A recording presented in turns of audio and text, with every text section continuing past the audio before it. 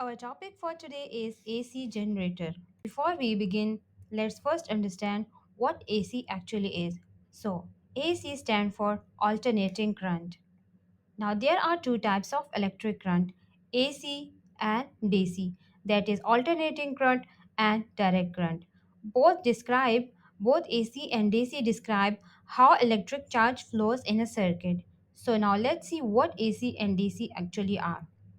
In DC, the electric current flows in one direction only. This means electric charge flows in one fixed direction. For example, look at this bulb. The current flowing inside it is moving in just one direction without changing.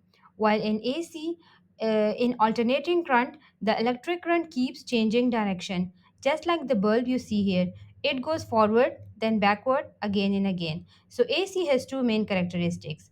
What is it changes direction and it changes magnitude also. So the electricity produced by a generator is in the form of alternating current. Now we will see how to define an AC generator.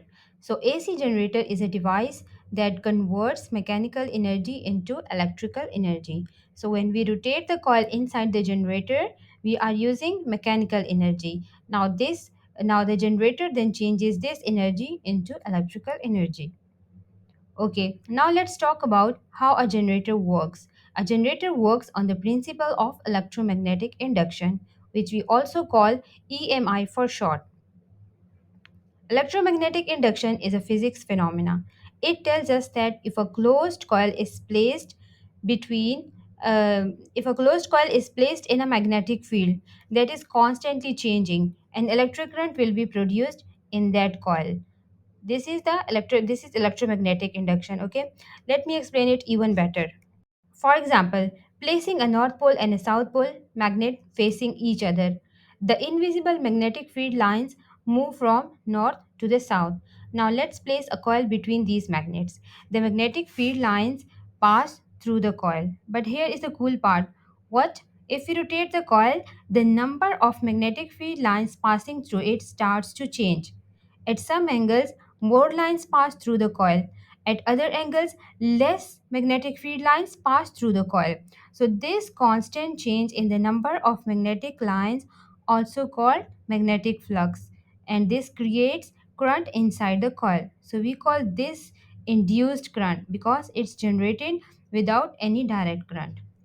Now we will discuss the construction of an AC generator. So there are four main parts in the construction of an AC generator that are armature, which we also call a rectangular coil, and the permanent magnet, slip rings, and carbon brushes.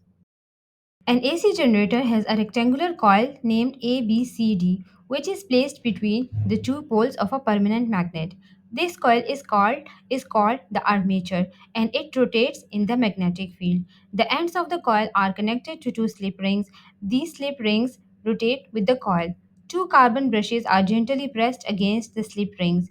These brushes stay in contact with the rotating slip rings and help transfer the electric current from the coil to the outside circuit.